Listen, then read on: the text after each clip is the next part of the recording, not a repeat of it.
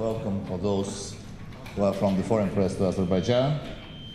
I am really happy to greet Secretary of State, Madam Hillary Clinton, in Azerbaijan, precisely on the days when we are celebrating the 20th anniversary of establishing of our bilateral relations on the 25th of December of '91. The United States recognized the independence of Azerbaijan, and through these years we managed to establish a strong partnership and strategic cooperation in various fields.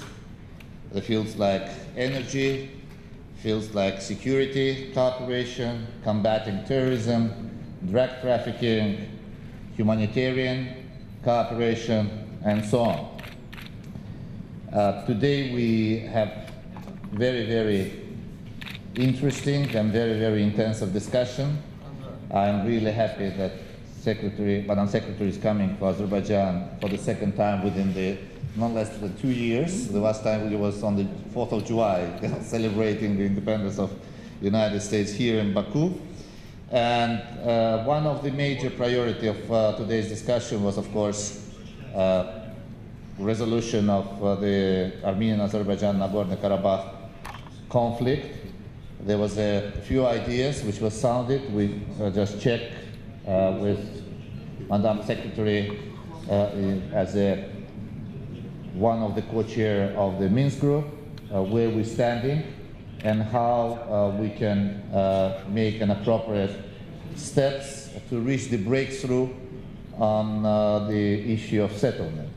As I already told yesterday to our media, on the 18th of this month, we are planning to have a meeting with my Armenian counterpart in Paris, together with the co-chairs, and again that trying to bring the impetus to reaching more sooner breakthrough in regard to this very long-standing conflict.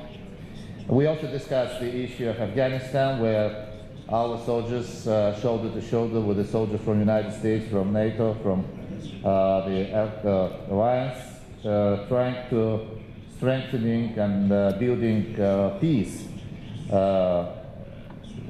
Energy issue was an issue of another very interesting discussion, and regional issues as well.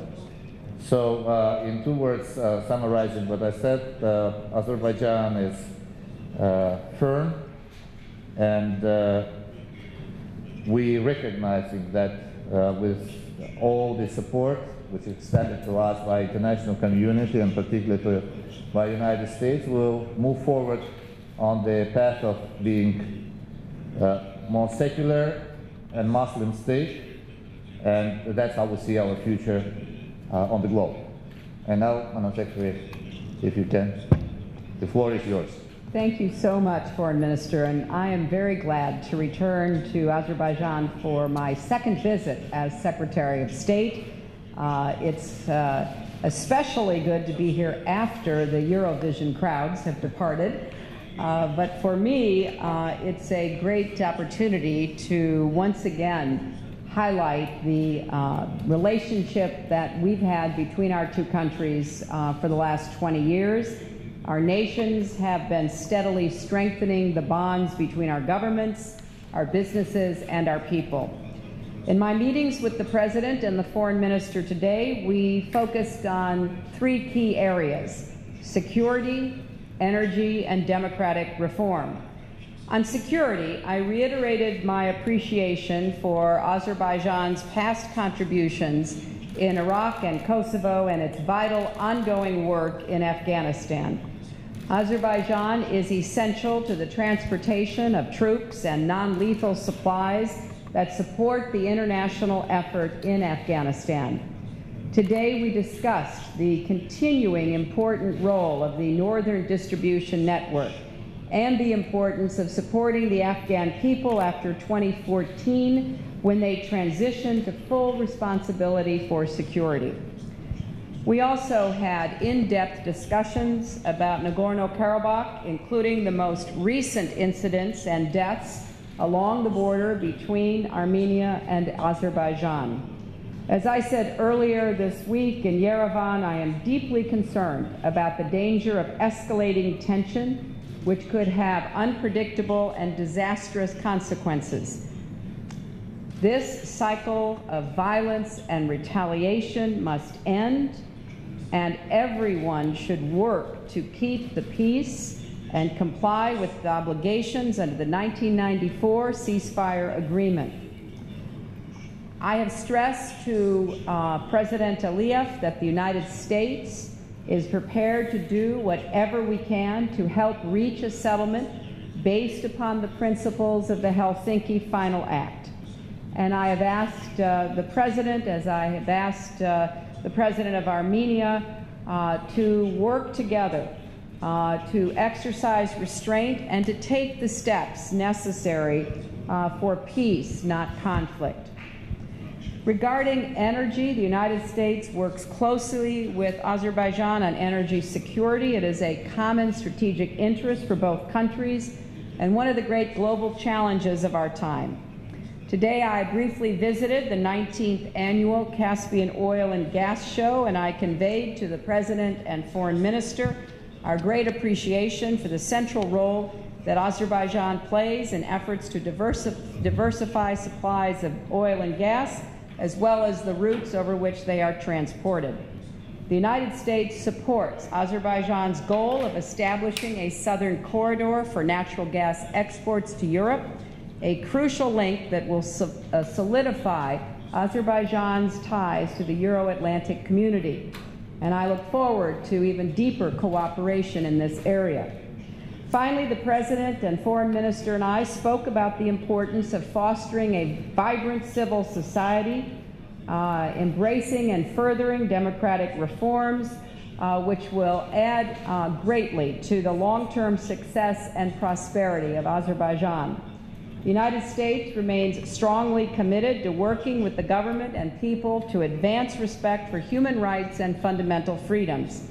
And we, as we always do, urge the government to respect their citizens' right to express views peacefully, to release those who have been detained for doing so in print or on the streets, or for defending human rights.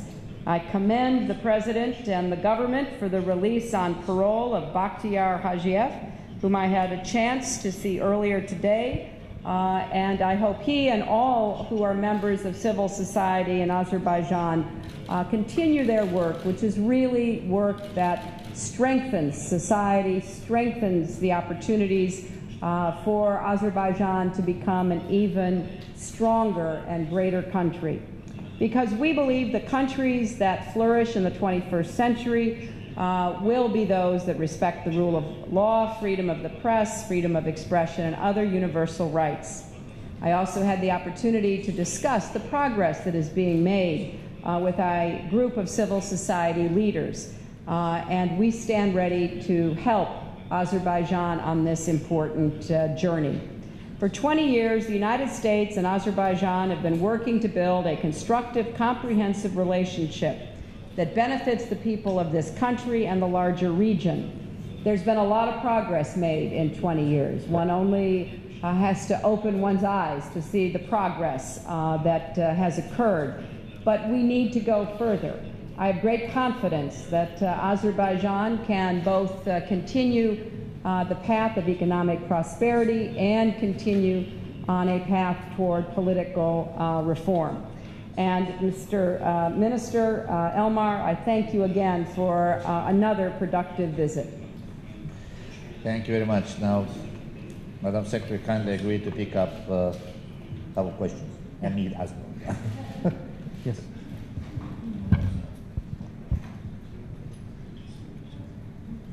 Yes, thank you. Brad Clapper from Associated Press. I have one question for you each, if I may. Madam Secretary, on Syria, there's been increasing talk from Russia and UN officials push forward a plan, and that this conference could include Russia or even Iran.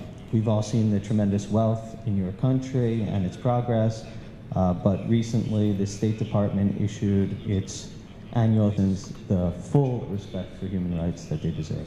Thank you. Well, first, with regard to Syria, as you know, I've been stressing that it's time for all of us to turn our attention to an orderly transition of power in Syria that paves the way for a democratic, tolerant, pluralistic future. It's clear that President Assad cannot and has failed to bring peace, stability, or positive change to the Syrian people, and in fact has worked against all three. So tonight in Istanbul, I will meet with some of our most concerned and active partners to assess where we are, to determine what steps we can take together.